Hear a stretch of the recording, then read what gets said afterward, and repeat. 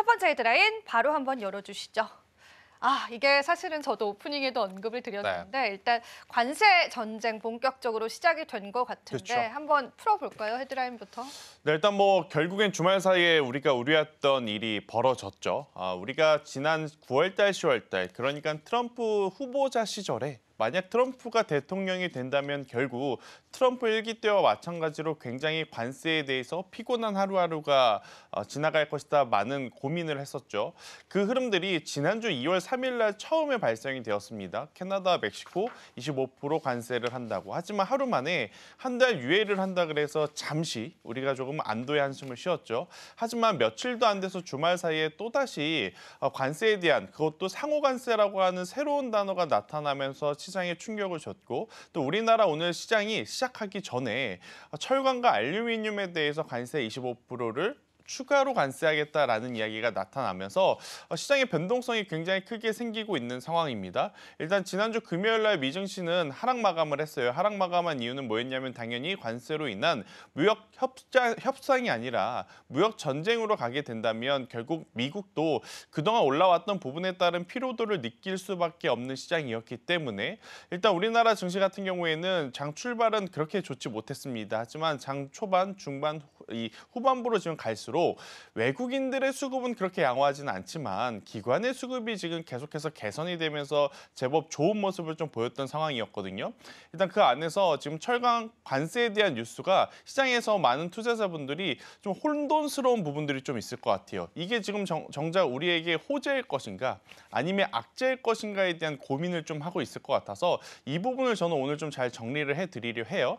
장 초반에 분명히 뉴스만 놓고 보면 굉장히 우리나라 시장 혹은 철강과 알루미늄에는 악재다라고 느끼셨을 겁니다. 그런데 장 출발하고 오히려 철강주 올라가고 알루미늄주 올라가고 굉장히 강한 모습을 보였어요. 하지만 오전에 강한 모습을 뒤로 한 채로 지금 대다수의 철강 혹은 알루미늄 관련주들을 보면 윗꼬리가 길게 달리는 모습을 보이면서 오히려 아침보다 더 안 좋은 모습을 좀 보이고 있습니다.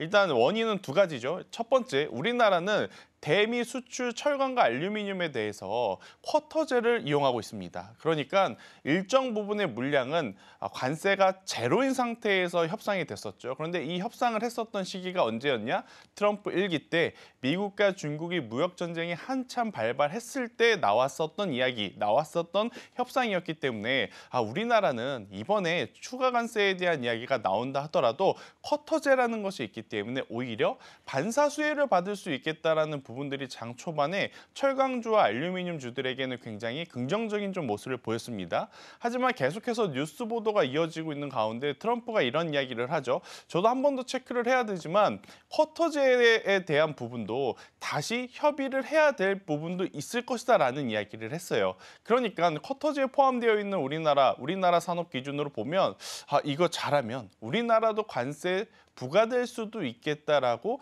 생각이 들 수밖에 없는 거죠. 그러다 보니 장 중반, 장 후반부로 갈수록 철강주, 알루미늄 관련주들은 지금 조정세가 나오고 있는데 저는 그 안에서도 지금 상승하고 있는 종목군들은 조금은 다르게 봐야 된다는 생각이 듭니다. 그래서 지금 시장에 여러 가지 뉴스가 나오겠지만 결국 투자자분들의 유연한 대응이 만약 받쳐준다면 저는 이러한 안 좋은 악재와 안 좋은 악조건 속에서도 굉장히 또 좋은 모습을 보일 수 있는 기업들을 저는 잘 찾아낼 수 있다는 생각이 들고 있어서 그중에서 저는 세아제강이라든지 세아제강 지주와 같은 기업들을 여러분들이 꼭 한번 살펴보셨으면 좋겠다라는 의견을 드리고 싶어요.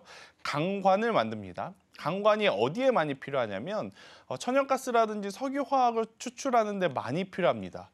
여러분들 아마 이 단어 들어보셨을 거예요. 드릴 베이비 드릴. 결국 이제 트럼프가 이번 어떤 정부에서 가장 강하게 내밀고 있는 슬로건이 이제 드릴 베이비 드릴, 땅 파서 석유화학 추출해서 이걸 다른 나라에 팔겠다라는 거거든요. 그럼 거기에 들어가는 강관을 만드는 기업들은 관세에 대한 영향을 받는다 하더라도 필수적으로 수요가 받쳐주기 때문에 저는 크게 걱정 없다라고 좀 보시면 될 것 같고 세아제강과 세아제강 지주를 보면 다른 철강과 다른 알루미늄 관련주하고는 다르게 지금 현재 강한 모습을 좀 보이고 있습니다. 그 이유는 첫 번째로는 미국 내 직접적인 공장을 가지고 있다라는 게 이제 포인트. 이렇게 좀 보시면 될 것 같고요. 두 번째로는 세아제강과 세아제강 지주가 만드는 제품을 대체할 만한 제품을 만들 수 있는 기업이 없다라는 게 두 번째 포인트인 것 같아요. 그래서 지금 철강 관련주 뉴스를 통해서 뭐 윗골이 달리고 있고 조정을 받고 있는 쪽을 쳐다보시기보단 장 초반 대비해서 여전히 강한 모습을 보이고 있는 종목군들을 계속 추적을 하신다면 저는 안 좋은 뉴스와 안 좋은 수급 속에서도 좋은 결과를 낼 수 있는 종목군들 지금 제법 많이 있다라는 의견을 한번 드려보도록 하겠습니다. 모두가 두려움에 떨고 있는 트럼프의 관세 정책입니다. 사실 일행정부 때는 쿼터제를 통해서 일정한 물량에 대해서는 관세 리스크들을 피해갈 수 있었기 때문에 그러한 패턴이 반복되지 않을까라는 시장의 기대감들도 좀 있었던 것 같고요. 그래서 생각보다 철강주들이 강한 흐름을 보여주기도 했습니다. 근데 우리가 조금 더 산업적으로 눈을 넓혀 본다면은 이런 관세 리스크 철강주뿐만 아니라 다른 업종들도 받아갈 수 있을 것 같은데 그중에서 가장 많이 자주 빈번하게 거론이 되는 게 자동차 업종인 것 같습니다. 그렇죠. 대응을 어떻게 해봐야 할지 사실상 통계를 봐도 우리가 미국에 파는 자동차 양 대비해서 미국산 자동차가 우리나라에 팔리는 양은 너무나 작거든요. 적죠. 너무나 타겟이 되게 좋은 품목인 것 같아요. 어떻게 보실까요? 네, 일단 우리나라는 사실 FTA 협정을 맺었기 때문에 저는 뭐 상호관세에 대한 부분은 계속 뉴스 플로우를 확인을 해봐야 되겠지만 우리가 생각한 것보다 아직까지는 크게 충격은 없을 확률이 높다라는 생각이 들어요. 대신에 FTA 자유무역 협정을 맺었음에도 불구하고 대미 그러니까 미국 자신들을 상대로 한국이라는 나라가 취하는 이익이 사실은 굉장히 큰 나라 중에 속하거든요. 1위부터 10위를 나열했을 때 우리나라가 8위에 해당이 된답니다. 굉장히 작은 어떤 나라임에도 그렇네요. 불구하고 크게 네. 기준으로 보면 그렇기 때문에 아마 우리나라에 대해서 이 관세에 대한 칼을 빼어들 때 가장 크게 타겟이 될 종목은 크게 첫 번째로는 반도체, 두 번째로는 자동차, 세 번째로는 무엇이 지금 이제 선상에 오르고 있느냐? 화장품이 지금 오르고 있어요. 그래서 많은 분들이 지금 투자를 할 때 이쪽에 대해서 어떤 고민을 좀 하시고 계실 것 같은데 일단 자동차가 피해를 많이 받는 쪽 크게 두 기업이 있습니다. 멕시코에 실제 공장을 가지고 있는 기업, 당연히 기아. 그리고 현대 위아를 꼽을 수 있겠죠. 하지만 이 안에서도 여전히 지금 시세가 잘 나오는 기업들이 있습니다. 현대 모비스 괜찮고요. 현대 글로비스 괜찮고요. 뭐 현대 글로비스는 자동차 산업이라고 보기는 어렵지만 결국 이 현대 그룹 내에서도 지금은 가는 쪽에 계속 집중을 할 수밖에 없다라는 이야기를 드리고 싶습니다.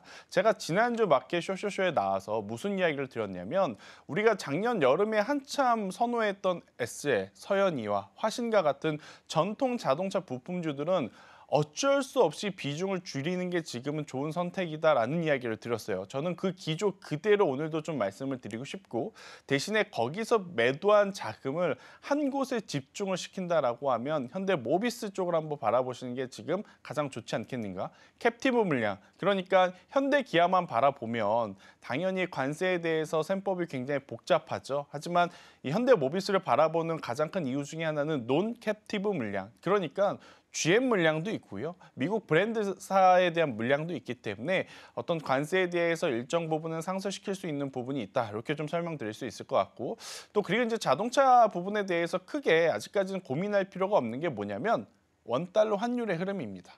지금 원달러 환율에 따른 사실은 우리가 수혜를 받을 수 있는 구간이에요. 자, 한 악재는 관세.